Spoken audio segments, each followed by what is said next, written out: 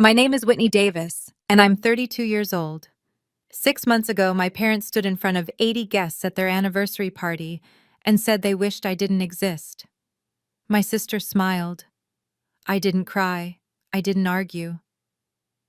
1 week later, their wish came true, and their entire lives fell apart. Before I tell you exactly what happened that night and what I did next, please take a moment to like and subscribe, but only if you genuinely enjoy this story. I'd also love to know, where are you watching from and what time is it where you are? Drop a comment below. Let me take you back to that Saturday evening in March. The Grand Cascade Ballroom was decorated with white roses and gold ribbons. Everyone was dressed up, everyone was smiling, and I had no idea that in less than 2 hours, my parents would say the words that would change everything.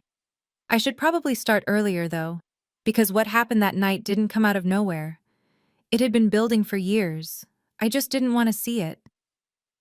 The week before the party, we had dinner at my parents' house, just the four of us: Mom, Dad, Noreen, and me.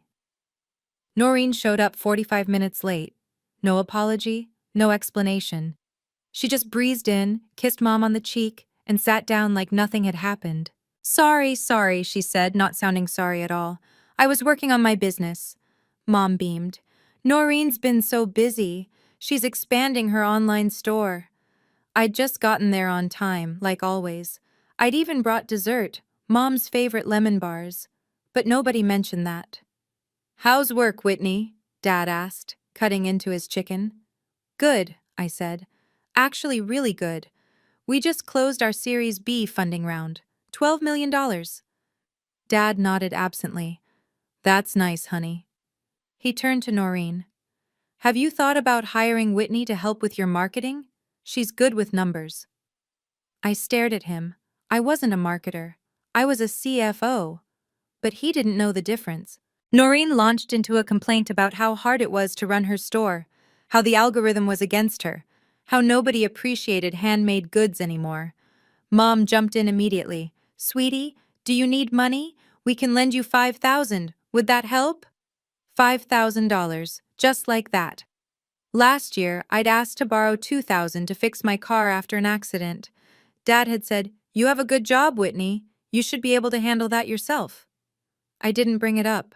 I never did. Then Noreen reached across the table and took the last lemon bar, the one I'd been saving, without asking. Mom laughed. You too. Sisters share everything, right? I smiled, but I felt something crack inside me. I should have seen it coming. But I still believed that night would be different. I was wrong. The party preparations took over my entire weekend. I spent Saturday booking the final details with the venue coordinator, confirming the menu, and triple-checking the guest list. Sunday, I drove to the ballroom to make sure the seating chart made sense and the floral arrangements matched what Mom wanted. I paid the $3,000 deposit myself. Mom and Dad didn't know. Their credit card had been declined, and I didn't want them to be embarrassed. I just quietly used mine and told them the venue had waived it as a courtesy. Noreen showed up 30 minutes before the guests arrived. She looked stunning, hair perfect, dress perfect, makeup perfect. She immediately pulled out her phone and started posing with Mom and Dad by the entrance. This lighting is amazing, she said, snapping photo after photo. Within minutes, she'd posted to Instagram. So grateful for my amazing parents. Family, first number 35, years strong. The comments poured in. You're so beautiful. What a lucky family. Your parents must be so proud. When the guests started arriving, everyone gravitated toward Noreen. She had that effect. Bright, bubbly, magnetic. Oh my goodness, Noreen, you look absolutely stunning, one of Mom's friends gushed. Your parents must be so proud of you. Nobody asked about me. When Mom introduced us to a couple from Dad's old company, her voice changed. This is Noreen, my baby girl. Warm, affectionate, then almost as an afterthought. And this is Whitney, my older daughter. Flat, matter of fact. Later, when someone wanted a family photo, Noreen positioned herself right between Mom and Dad. I stood off to the side. When I tried to step closer, Noreen shifted, and I ended up half out of the frame. The photographer didn't ask me to move back in. I told myself it didn't matter. But then the speeches started. Halfway through the cocktail hour, my phone buzzed. It was a text from Marcus Thompson, my friend from law school. We'd stayed close over the years. He was one of the few people who really understood my family dynamics. Hey, you asked about setting up that trust fund last year. Still interested? I have the documents ready if you need them. I stared at the message. Trust fund. Right. 8 years ago, when Dad had his heart surgery, I'd set up what I called an emergency fund. The surgery cost $47,000 after insurance. Mom and Dad thought their policy had covered everything. It hadn't. I'd paid the difference quietly, through a series of transfers they never questioned. 5 years ago, when Mom was diagnosed with breast cancer, the experimental treatment she needed wasn't covered by insurance. $28,000. The hospital told her a charitable fund had stepped in. That fund was me. 2 years ago, Noreen had asked Mom and Dad for $15,000 to start her online store. They didn't have it, so they asked me. I gave it to them, and they gave it to Noreen. They promised to pay me back in 6 months. I never saw a dollar of it. There were other things too. Rent assistance when they'd fallen behind, car repairs, home fixes, little things that added up. I'd never mentioned any of it. I didn't want them to feel guilty. I just wanted them to be okay. Marcus texted again. You're too generous, Whit. Make sure they know what you've done before it's too late. I put my phone away. I didn't know that in less than an hour, I'd be pulling up every single one of those documents. I sat alone at a table near the back of the ballroom. Mom and Dad were at the center of the room, surrounded by guests. Noreen stood beside them, laughing at something someone said. She looked radiant under the chandeliers. Nobody had come to talk to me in 20 minutes. Honey, you okay? I looked up. Aunt Diane, Mom's older sister, slid into the chair beside me. She was one of the few people in the family who ever really saw me. I'm fine, Aunt Diane, I said. Just watching. She followed my gaze across the room. Your parents don't see it, do they? How much you do? I didn't answer. Diane sighed. I've tried talking to Linda about it. She just says you're independent and Noreen needs more support. She shook her head. It's not fair. It's fine, I said automatically. It's not fine. Diane's voice was gentle but firm. You've been taking care of them for years, and they don't even notice. I felt a lump rise in my throat. I swallowed it down. If tonight went like every other family gathering, I'd stay quiet. I'd smile. I'd go home alone and tell myself it didn't matter. But it did matter. If I stayed silent, I'd lose the only thing I had left, my self-respect. I glanced back at my parents. They were posing for another photo with Noreen, all three of them glowing. I wasn't in the picture. Diane squeezed my hand. Whatever happens tonight, just know, I see you. I nodded, not trusting myself to speak. I didn't know yet that Aunt Diane would become the most important witness of the night. Noreen drifted over to my table a few minutes later, champagne glass in hand. Hey, sis, she said brightly. You should mingle more. People are asking where you are. I looked at her. I've been here the whole time. Yeah, but like you're just sitting. She gestured vaguely toward the crowd. You should smile more. It's Mom and Dad's big night. I took a slow breath. Did you ever pay them back that $15,000? Noreen blinked. What? The loan, 2 years ago, for your business. She laughed, a light, careless sound. Oh, that? Dad said don't worry about it. Family helps family, right? So you're not planning to pay it back? She shrugged. I mean, if I make money someday, sure. But right now my business needs every dollar. She tilted her head, smiling. You understand, right? You're good with money. I stared at her. She didn't feel guilty. She didn't even feel awkward. She felt entitled. Anyway, Noreen said, taking a sip of champagne. I should get back. Mom wants more pictures. She paused. You should come, for the family shot. I'll catch the next one, I said quietly. She shrugged again and walked away, her dress swishing behind her. I sat there, hands folded in my lap. Noreen wasn't malicious. She wasn't cruel.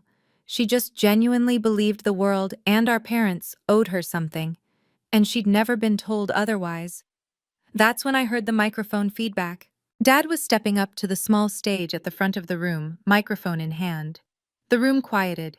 Guests turned toward him, smiling, and everything was about to change. "Thank you all for being here tonight," Dad said, his voice warm and steady through the speakers. The room filled with applause. He smiled, looking out over the crowd. 35 years ago, I married the love of my life, and every day since then has been a gift." More applause. Mom stood beside him, dabbing at her eyes with a tissue. Dad talked about their wedding day, about buying their first house, about the challenges they'd faced and overcome together. Then he said, "Linda and I are so blessed. We have 2 daughters." My chest tightened. "Noreen!" His voice shifted, warmer, softer. "Our sunshine. She lights up every room she walks into. She's kind, she's beautiful, she's creative. She's everything we could have hoped for in a daughter." The guests clapped enthusiastically. Noreen stood up, beaming, and gave a little wave. People smiled at her. Someone whistled.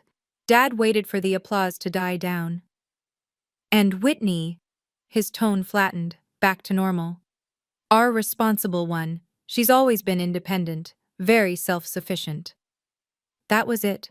No warmth, no elaboration, just a single sentence, and then he moved on to thanking the guests for coming. I sat frozen in my chair. Aunt Diane, still beside me, whispered, "Oh, honey." I didn't respond. I couldn't. Around me, people shifted uncomfortably. A few glanced in my direction, then quickly looked away. Noreen was still standing, soaking in the attention. And then Mom reached for the microphone. I thought that was the worst of it, but then Mom took the microphone. Mom's hand trembled slightly as she took the microphone from Dad. "I just want to add one thing," she said, smiling at the crowd. The room was quiet, attentive. "Robert and I have been so lucky." She looked at Noreen, her eyes glistening. "Noreen has brought us so much joy, so much light." She paused. Her smile wavered. "Honestly, sometimes I think—" She stopped, laughed a little. "Sometimes we wish Noreen was our only child. Life would be so much simpler." Silence, absolute suffocating silence. 80 people froze. Forks stopped midair. Conversations died. Every single person in that ballroom turned to look at me. I felt the weight of their stares like a physical thing. Noreen's smile didn't falter. She didn't protest. She didn't say, "Mom, don't say that." She just stood there, looking pleased. Dad nodded beside Mom. "She's right," he said into the microphone. "Noreen makes everything easier." Aunt Diane whispered, "Oh my God." I stood up. I didn't cry. I didn't shout. I didn't make a scene.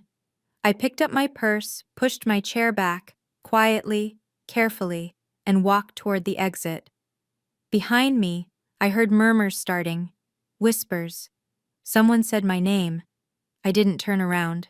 I walked past the white roses and gold ribbons, past the guests who wouldn't meet my eyes, past the life-sized photo of my parents smiling on their wedding day. I pushed through the double doors and stepped into the cool night air. My hands were shaking. My heart was pounding, but I wasn't crying. I walked out of that ballroom, and I never looked back. But before I left the parking lot, I did one thing. I sat in my car in the parking lot, hands gripping the steering wheel. The engine was off.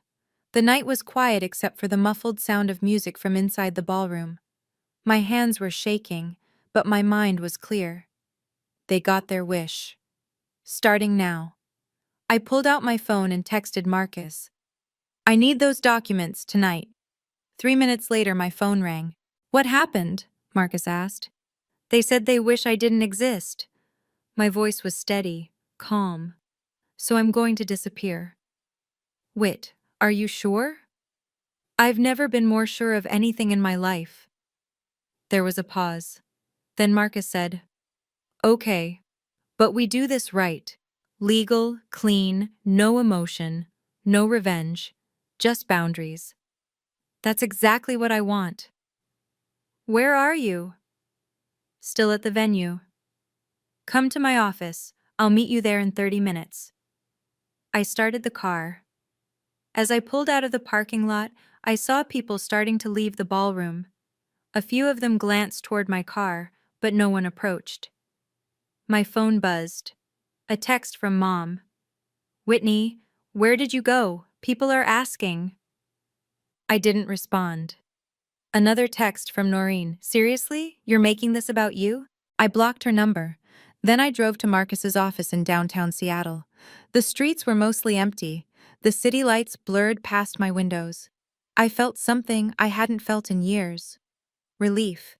For the first time in my life, I wasn't trying to fix something. I wasn't trying to smooth things over. I wasn't trying to make everyone else comfortable. I was choosing myself. I didn't go home that night. I went to Marcus's office, and we started planning. If you've ever been the responsible one in your family, the one who gives everything but gets nothing back, you know exactly how this feels. Before we continue, I want to ask, have you ever had to set a boundary with family? How did they react? Share your story in the comments. And if you're finding this helpful, please like and subscribe. Let's keep going, because what happened next changed everything. Marcus's office was on the 14th floor of a glass building overlooking Elliott Bay. By the time I arrived, he'd already pulled files and laid them across his conference table. "Okay," he said, gesturing for me to sit. "Let's go through this." He spread out a printed summary: dates, amounts, receipts, bank statements, everything organized in neat columns. "Dad's heart surgery, 2017, Marcus read. $47,320, paid by you via wire transfer to Seattle General." I nodded. "Mom's cancer treatment, 2020. Experimental drug trial, not covered by insurance. $28,450, paid by you in installments to the research hospital." Right. "Noreen's business loan, 2023, $15,000. Your parents borrowed from you, gave it to her. No repayment." Correct, Marcus continued. "Rent assistance, 2021 through 2022 when they fell behind on their mortgage.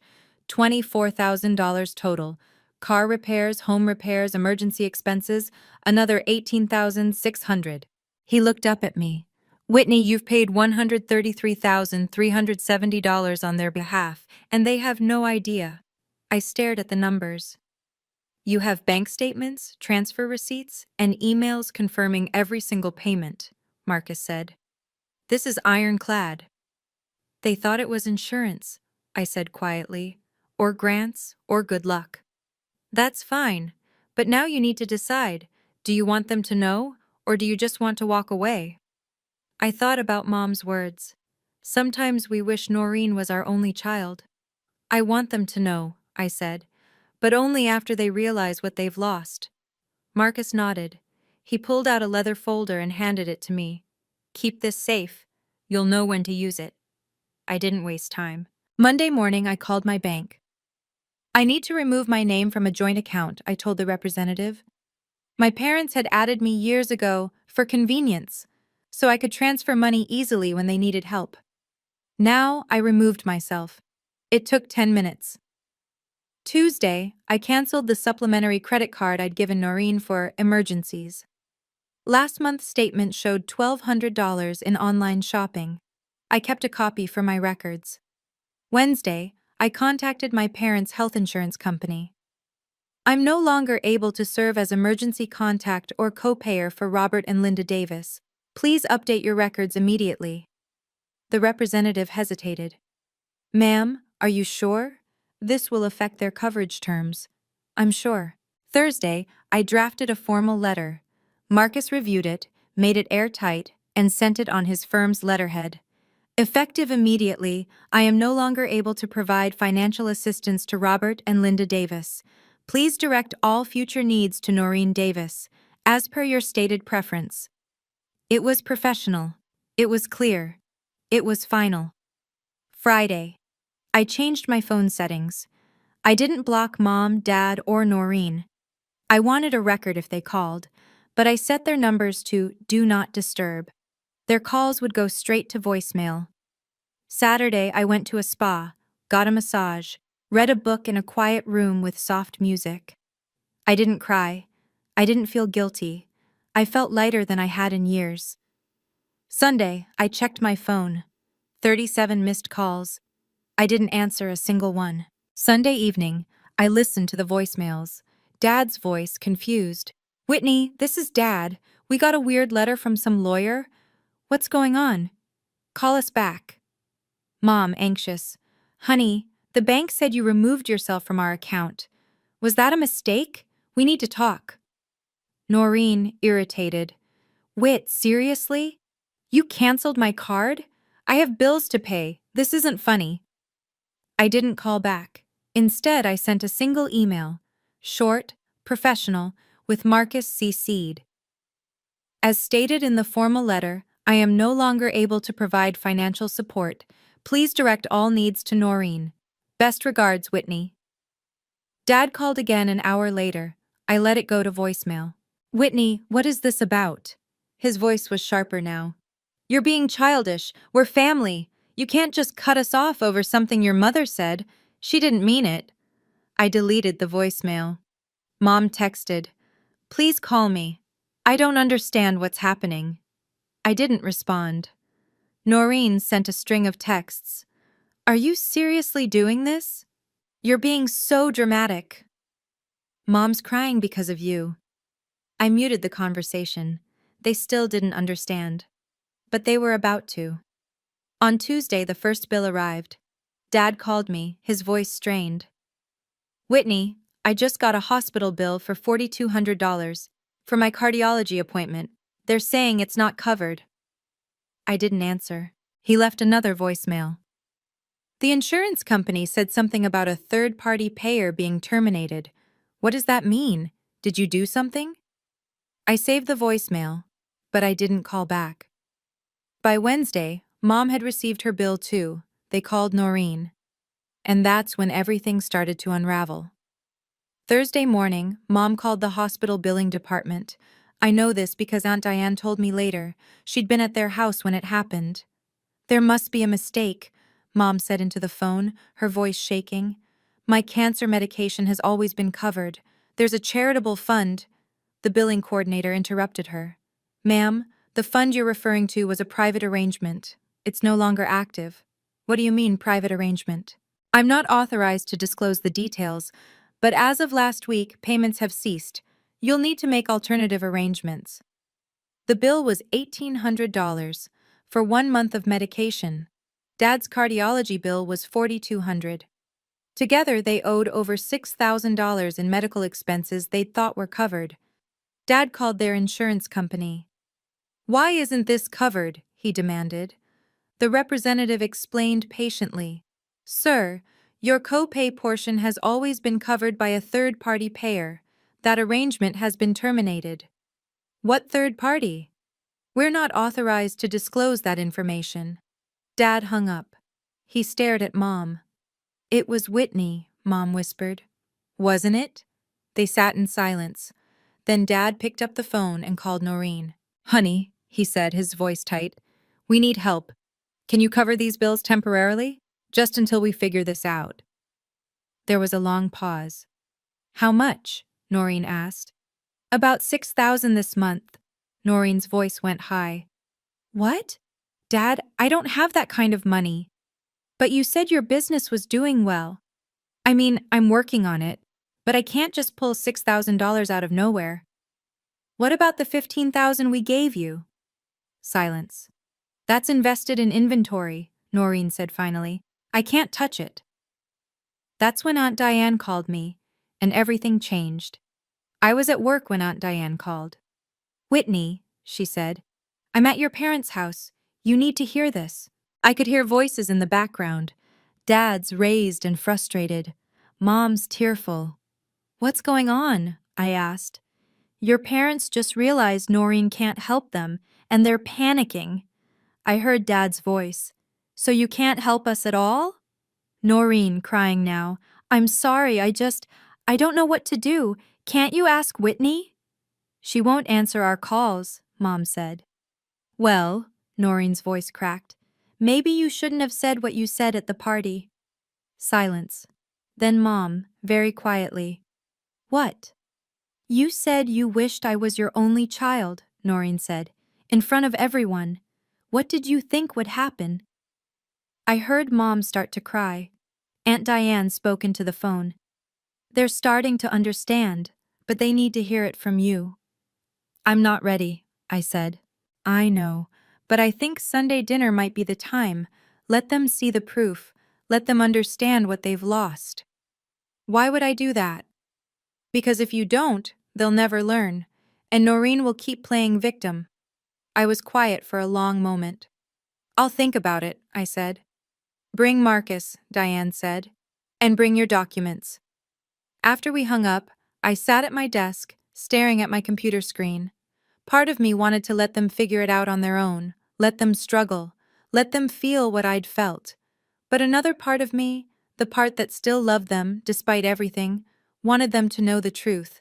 Not for them, for me. I agreed, but I had one condition.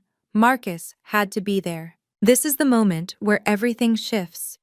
If you've ever wondered whether setting boundaries actually works, or if it just makes things worse, keep watching. Because what happens next proves that sometimes the most powerful thing you can do is step back and let people face the consequences of their own choices. Drop a comment. Have you ever had to let someone figure it out on their own? Hit like if you're still with me, and let's see how this unfolds. Saturday afternoon, Aunt Diane called again. Sunday dinner, she said. Your parents want to talk. They're desperate, Whitney. They still don't fully understand, but they're starting to. What did you tell them? I asked. Nothing specific. Just that they need to listen to you, really listen. I hesitated. Honey, Diane said gently, they don't even know what you've done for them. They think you're just being petty about a comment. They have no idea. Maybe they don't deserve to know. Maybe not. But you deserve to tell them. Not for them. For you. I thought about it. If I come, I said slowly, Marcus comes with me, and I bring proof. Agreed. And I'm not going to sugarcoat anything. I wouldn't expect you to. Sunday arrived too quickly. I dressed carefully, professional, composed, a navy blazer, simple jewelry. I wanted to look like someone who had their life together, because I did. Marcus met me in the driveway of my parents' house. He carried a leather briefcase. You ready? He asked. No, I said. But let's do it anyway. We walked up to the front door together. Through the window, I could see them sitting at the dining table. Mom, Dad, Noreen. They looked tired, stressed, good, I thought. Then immediately felt guilty for thinking it. Aunt Diane opened the door before I could knock. Thank you for coming, she said quietly. I stepped inside. Mom looked up. Her eyes were red. Whitney. Dad stood. We need to talk about this. You can't just... Sit down, I said. My voice was calm, steady. Dad sat. Marcus placed his briefcase on the table, and the room went silent. We sat around the dining table, the same table where we'd had countless family dinners over the years. But this time, everything felt different. Mom twisted a napkin in her hands. Dad's jaw was tight. Noreen sat with her arms crossed, looking anywhere but at me. Whitney, Mom started, her voice trembling. What is going on? Why are you doing this to us? I'm not doing anything to you, I said evenly. I'm simply stepping back. Stepping back? Dad's voice rose. You cut us off. We have bills we can't pay. The hospital is threatening to send us to collections. Then ask Noreen. I looked at my sister. You said you wished she was your only child. Mom flinched. That was just... I didn't mean it like that. How did you mean it? She opened her mouth, closed it. No words came out. Noreen shifted uncomfortably. Whit, come on. Mom says stuff like that all the time. You're being too sensitive. I turned to her. Do I? She blinked. What? Am I being too sensitive? Or are you just used to getting everything you want?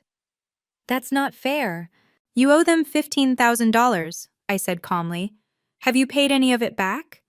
Noreen's face flushed. I'm working on it. For 2 years? My business— Your business is failing, I said. Not cruelly, just factually. And they keep bailing you out. Whitney, that's enough, Dad said sharply. I looked at him. Is it? Marcus cleared his throat. Mr. and Mrs. Davis, I think you need to see something. He opened his briefcase and pulled out a folder. Mom stared at it. What is that? Marcus placed it on the table. This is a financial summary, notarized and verified. The room went completely still. Marcus opened the folder and spread the documents across the table. This is every payment Whitney has made on your behalf over the past 8 years, he said. Dad leaned forward. What? Marcus read from the summary, his voice professional and clear. Dad's heart surgery, 2017, $47,320, paid by Whitney Davis via wire transfer to Seattle General Hospital. Mom's hand flew to her mouth.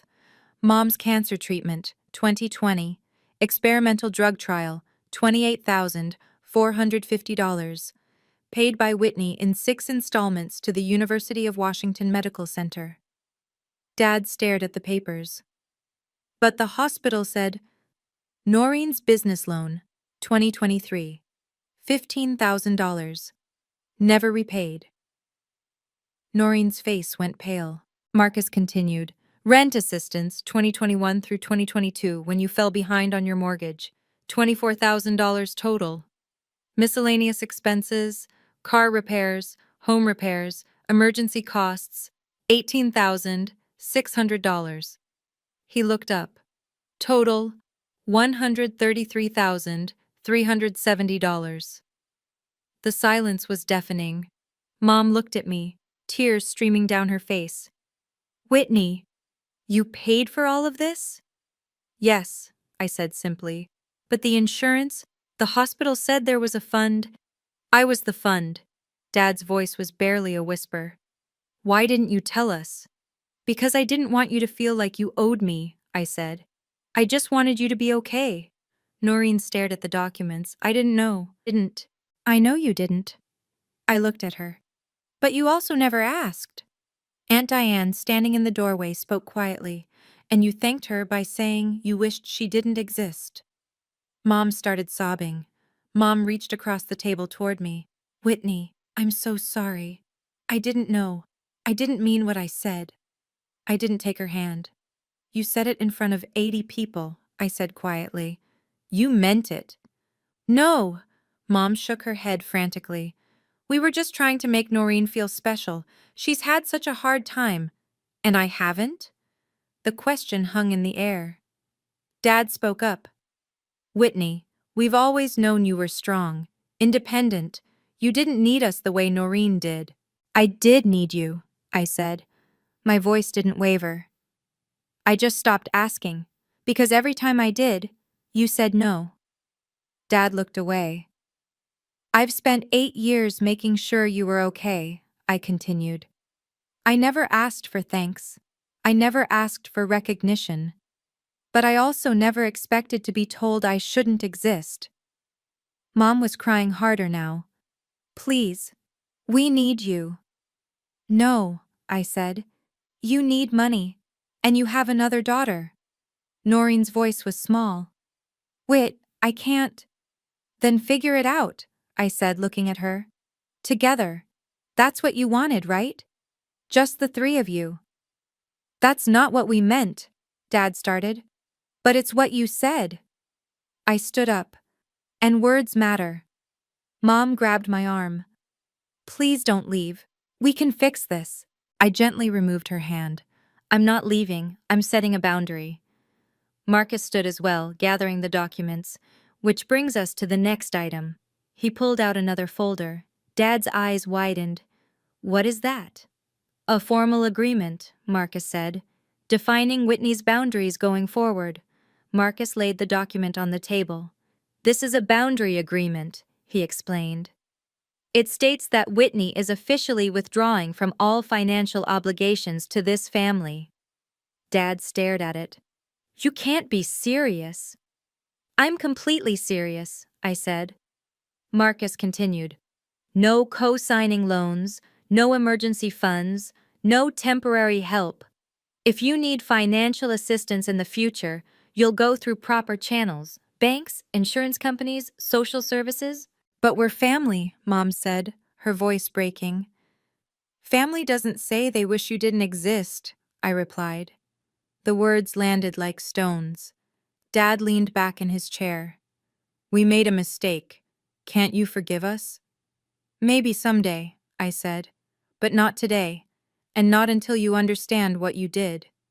I picked up the pen Marcus offered me.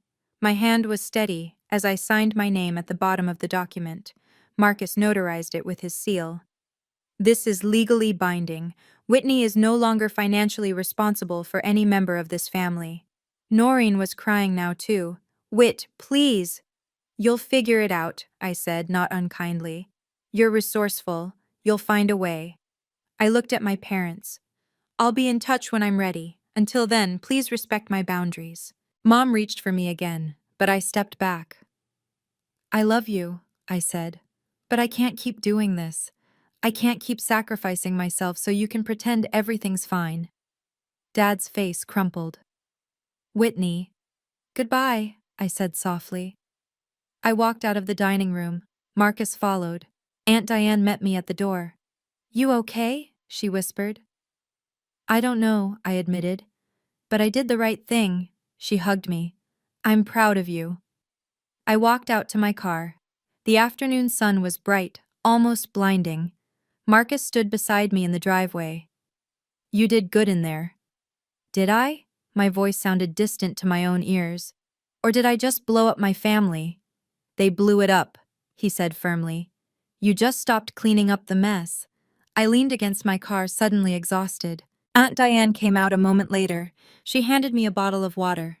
Drink. You look pale. I took a sip. How are they? Shocked, crying, starting to understand, I think. She paused. Noreen asked if you'd ever forgive her.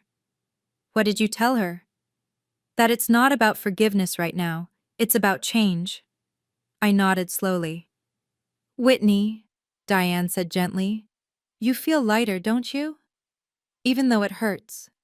She was right. I did feel lighter. For the first time in 8 years, I wasn't carrying the weight of their problems. I wasn't lying awake at night worrying about their bills. I wasn't checking my bank account to see if I could afford to help them again. I was free. Call me if you need anything, Diane said. And for what it's worth, I'm proud of you. What you did in there took more courage than most people have. I hugged her. Thank you. For everything. I got in my car and drove home. On the way, something strange happened. I started crying, not from sadness but from relief. Years of tension, of trying to be enough, of hoping they'd see me, it all released at once. By the time I pulled into my driveway, I felt emptied out, but also, somehow, whole. I thought that was the end, but it was just the beginning. 1 month later, Aunt Diane called with an update. Your parents hired a financial advisor, she told me. They're restructuring everything. How's it going? I asked, genuinely curious. Hard. They had to sell Dad's second car. They switched to a cheaper insurance plan. Your mom's applying for Medicaid assistance for her cancer medication. I felt a pang of guilt. Then reminded myself, this isn't my responsibility anymore. And Noreen? I asked. Diane sighed. She closed her online store. It was losing $8,000 over the past 6 months. She got a part-time job at a retail store in Bellevue. How's she handling it? Better than I expected, actually. I think reality is finally setting in. There was a pause. They called you, didn't they? I said. Once. Your dad left a voicemail. Did you listen to it? I had. Late one night, when I couldn't sleep, Dad's voice had been quiet, defeated. "Whitney, we understand now. We're sorry. We hope someday you can forgive us. We, we miss you." I'd saved the message, but I hadn't responded. "I'm not ready yet," I told Diane. "I know, and that's okay. Take your time." After we hung up, I sat on my couch, staring at my phone. Part of me wanted to call them back, to fix things, to make everything okay again. But I knew that if I did, nothing would change. They'd fall back into old patterns, and so would I. So I waited. And then 2 weeks later, something unexpected happened. I got an email from Noreen. The subject line read, "I'm sorry." I almost deleted it, but curiosity got the better of me. I opened it. "Whit, I know you probably don't want to hear from me, but I need to say this. I didn't realize how much you did. I thought Mom and Dad were just lucky. I thought things worked out for them because they were good people. I didn't know it was you. I also didn't realize how much I took for granted. The credit card, the loan, the way they always bailed me out. I thought that was normal. I thought that's what families did. But it's not normal. And it's not fair. I'm working now, retail, part-time. It's not glamorous, but it's honest. And I'm paying Mom and Dad back, slowly, $50 a week. It'll take me years, but I'm doing it." I also told them the truth, that I can't be their safety net, that I'm barely keeping myself afloat. They're scared. And I think they finally understand what they lost when they pushed you away. I don't expect you to forgive me. I don't even know if I deserve it. But I wanted you to know. I see you now. And I'm sorry. I read the email 3 times. It wasn't perfect. It didn't undo the damage. But it was real. I didn't respond immediately. I needed time to think. But I didn't delete it either. A week later, I sent a short reply. "I appreciate your honesty. Let's take it slow." Noreen wrote back within an hour. "Thank you. That's all I can ask for." It wasn't forgiveness, but it was a start. Word spread. Not through gossip, at least not malicious gossip. Aunt Diane had quietly explained the situation to a few close family friends, not to shame my parents, but to help people understand why I'd stepped back. And once people knew, the dynamic shifted. One of Mom's closest friends called me. "Whitney, I had no idea what you'd been through. I'm so sorry we didn't see it." Another guest from the anniversary party sent a message. "I was there that night. What your parents said was wrong. You didn't deserve that." A few people reached out to my parents directly, asking uncomfortable questions. "Why did you say that to Whitney? Did you know what she'd been doing for you?" My parents couldn't deny it.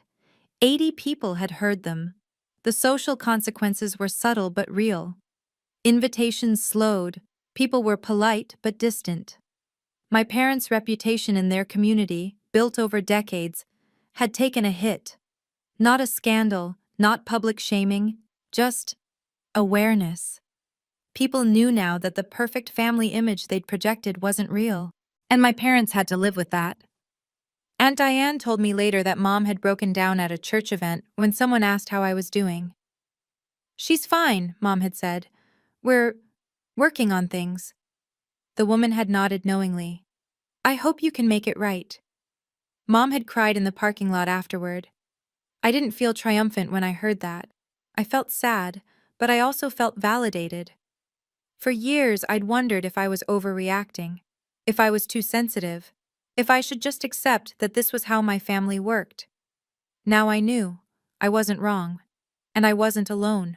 So here's my question for you. If you were in my position, would you have done the same thing? Or would you have handled it differently? Drop your thoughts in the comments. I read every single one. And if you've ever had to set a boundary with family, I'd love to hear your story. Did they respect it? Or did they push back? Let's talk about it. Don't forget to like, subscribe, and hit the bell so you don't miss future stories. Thanks for being here. I'll see you in the next one. 6 months after that Sunday dinner, my life looked completely different. I still hadn't seen my parents in person, but we'd exchanged a few emails, short, polite, careful. Noreen and I texted occasionally, nothing deep, just small updates. She'd sent me a photo of her first paycheck from her retail job. Not much, but it's mine, she'd written. I'd replied, I'm proud of you. And I meant it. I started going to therapy. Not because I was broken, but because I wanted to understand why I'd spent so many years trying to earn love that should have been freely given. My therapist helped me see patterns I'd never noticed before. How I'd learned early on that my worth was tied to what I could provide. How I'd become an expert at anticipating other people's needs while ignoring my own. You've been running on empty for years, she told me. Now you're learning to fill your own tank first. It was hard work. Some days I still felt guilty for setting boundaries. Some days I wanted to call my parents and fix everything. But most days, I felt something I hadn't felt in a long time. Peace. My company opened a second office. My team threw me a surprise celebration. I stood in that room, surrounded by people who valued me for who I was, not what I could give them. And I realized something. I was enough. I'd always been enough. I spent weekends hiking with friends. I took a pottery class. I read books without feeling guilty for taking time for myself. Life wasn't perfect, but it was mine. And for the first time in my adult life, I wasn't living for anyone else's approval. I'm sitting in my favorite coffee shop as I finish telling you this story. It's a small place near my apartment with big windows that overlook the street. I come here every Sunday morning now. I order the same thing, a latte and a blueberry scone, and I sit by the window and just exist. No obligations, no emergencies, no one needing me to fix their problems, just me. I think about what Aunt Diane said that day. They blew it up.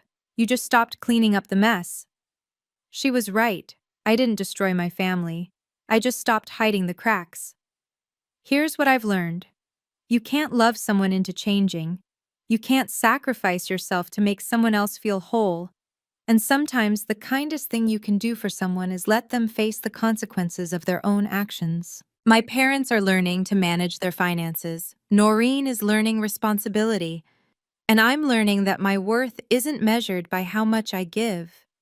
Will I ever fully reconcile with my family? I don't know. Maybe. If they truly change. If they show me, through actions, not words, that they understand what they did. But if they don't, I'll be okay. Because I finally learned the most important lesson. I don't need their approval to know I'm enough. So that's my story. If you've made it this far, thank you for listening. I'd love to know, have you ever had to choose between keeping the peace and keeping your self-respect? What did you do? Let me know in the comments. And if this story resonated with you, please share it with someone who might need to hear it. Sometimes the bravest thing you can do is walk away.